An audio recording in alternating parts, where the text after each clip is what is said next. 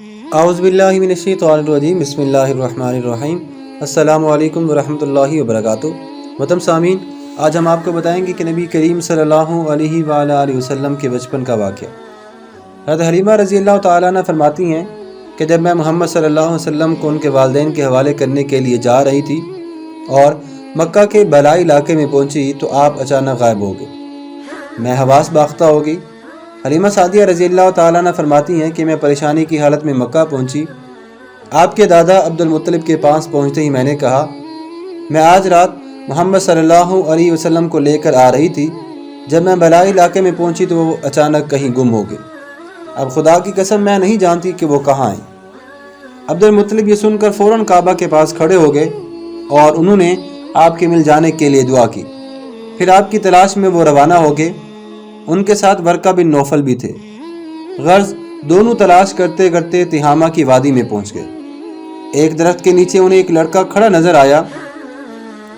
اس درخت کی شاخیں بہت گھنی تھی۔ عبد المطلب نے پوچھا، لڑکے تم کون ہو؟ محمد صلی اللہ علیہ وسلم چونکہ اس وقت تک قد نکال چکے تھے اور بڑے ہو گئے تھے، اس لیے عبد المطلب پہچان نہ سکے۔ آپ کا قد تیزی سے بڑھ رہا تھا۔ جواب میں آپ نے فرمایا، میں محمد بن عبداللہ بن عبد المطلب ہوں صلی اللہ علیہ وسلم۔ یہ سن کر عبد المطلب بولے، تم پر میری جان قربان، میں ہی تمہارا دادا عبد المطلب ہوں۔ پھر انہوں نے آپ کو اٹھا کر سینے سے لگایا اور رونے لگے۔ آپ کو گھوڑے پر اپنے آگے بٹھایا اور مکہ کی طرف چل دیے۔ گھر آ کر انہوں نے بکریاں اور گائیں ذبح کی اور مکہ والوں کو دعوت کی۔ آپ کے مل جانے کے بعد حضرت حلیمہ سعدیہ رضی اللہ تعالیٰ عنہ حضرت آمنہ رضی اللہ تعالیٰ عنہ کے پاس آئی تو انہوں نے پوچھا، اے حلیمہ، اب آپ اپنے بچے کو کیوں لے آئیں؟ آپ کی تو خواہش تھی کہ یہ ابھی آپ کے پاس اور رہیں۔ انہوں نے جواب دیا کہ اب یہ بڑے ہو گئے ہیں اور اللہ کی قسم میں اپنی ذمہ داری پوری کر چکی ہوں۔ میں خوف محسوس کرتی رہتی ہوں کہ کہیں انہیں کوئی حادثہ پیش نہ آ جائے، اس لیے میں انہیں آپ کے حوالے کرتی ہوں۔ حضرت آمنہ رضی اللہ تعالیٰ عنہ کو یہ جواب سن کر بڑی حیرت ہوئی۔ بولی، مجھے سچ سچ بتاؤ کہ ماجرا کیا ہے۔ تب انہوں نے وہ ساری بات سنا دی جو ان کے ساتھ ہوئی تھی۔ حضرت حلیمہ سعدیہ رضی اللہ تعالیٰ عنہ نے دراصل کئی عجیب و غریب واقعات بھی دیکھے تھے اور ان واقعات کی وجہ سے وہ بہت زیادہ پریشان ہو گئی تھی۔ پھر سینہ مبارک کے چاک کیے جانے والا واقعہ بھی پیش آیا تھا تو وہ آپ کو فوری طور پر واپس کرنے پر مجبور ہو گئی تھی۔ اور وہ چند واقعات حضرت حلیمہ سعدیہ رضی اللہ تعالی عنہ اس طرح بیان فرماتی ہیں کہ ایک مرتبہ یہودیوں کی ایک جماعت میرے پاس سے گزری۔ یہ لوگ آسمانی کتاب تورات کو ماننے کا دعویٰ کرتے تھے۔ میں نے ان سے کہا، کیا تم لوگ میرے اس بیٹے کے بارے میں کچھ بتا سکتے ہو؟ ساتھ ہی میں نے حضور نبی کریم صلی اللہ علیہ وسلم کی پیدائش کے بارے میں انہیں تفصیلات سنائی۔ یہودی یہ تفصیلات سن کر آپس میں کہنے لگے کہ اس بچے کو قتل کر دینا چاہیے۔ یہ کہہ کر انہوں نے پوچھا کہ کیا یہ بچہ یتیم ہے؟ میں نے ان کی بات سن لی تھی کہ وہ ان کے قتل کا ارادہ کر رہی ہیں، تو میں نے جلدی سے اپنے شوہر کی طرف اشارہ کرتے ہوئے کہا کہ نہیں، یہ اس بچے کے باپ ہیں۔ تب انہوں نے کہا، اگر یہ بچہ یتیم ہوتا تو ہم اسے ضرور قتل کر دیتے۔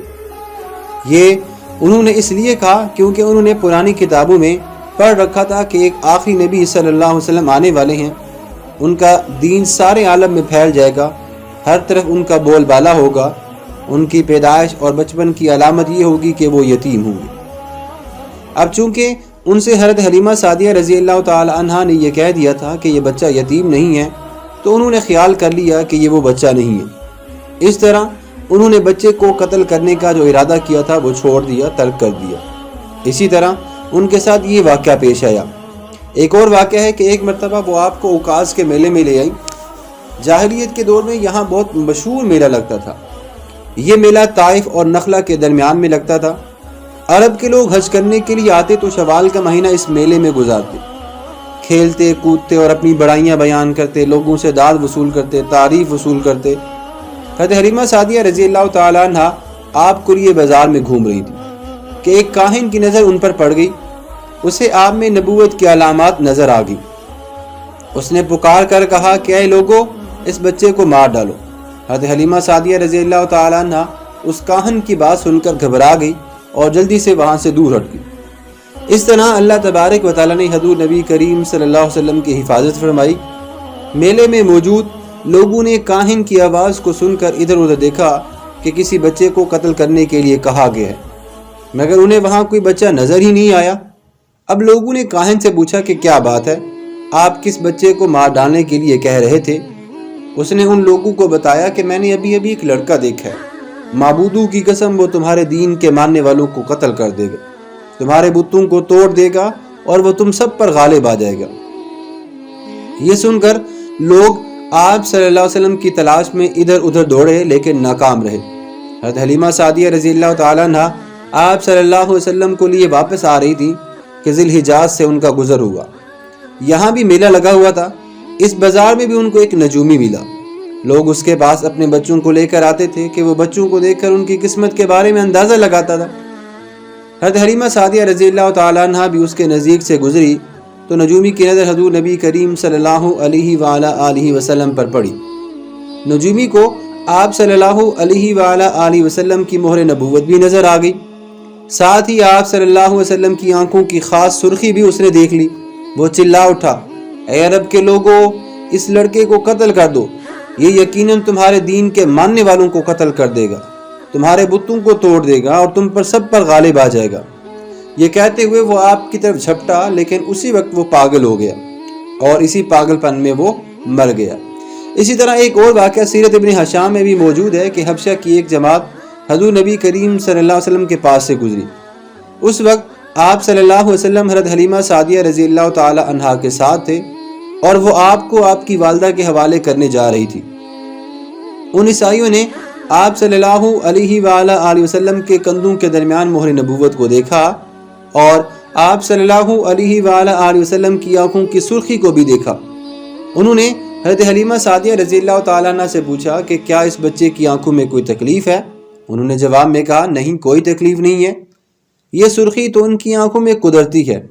ان عیسائیوں نے کہا تب اس بچے کو ہمارے حوالے کر دو، ہم اسے اپنے ملک میں لے جائیں گے، یہ بچہ پیغمبر اور بڑی شان والا ہے، اس کے بارے میں سب کچھ ہم جانتے ہیں۔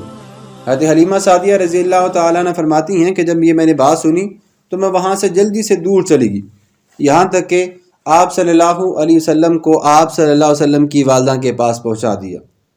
ان واقعات کے بعد حضرت حلیمہ سعدیہ رضی اللہ تعالیٰ عنہ اور ان کے خاوند حضرت حارث انہوں نے فیصلہ کیا کہ اب بچے کو اپنے پاس نہیں رکھنا چاہیے۔ جب حضرت حلیمہ سعدیہ رضی اللہ تعالیٰ عنہ نے آپ صلی اللہ علیہ وسلم کو حضرت آمنہ رضی اللہ تعالیٰ عنہ کے حوالے کر دیا تو اس وقت آپ صلی اللہ علیہ وسلم کی عمر مبارک 6 سال تھی، اور ایک روایت میں یہ بھی آتا ہے کہ 5 سال تھی، اور ایک میں یہ بھی آتا ہے کہ آپ کی عمر مبارک 6 سال سے اوپر ہو چکی تھی۔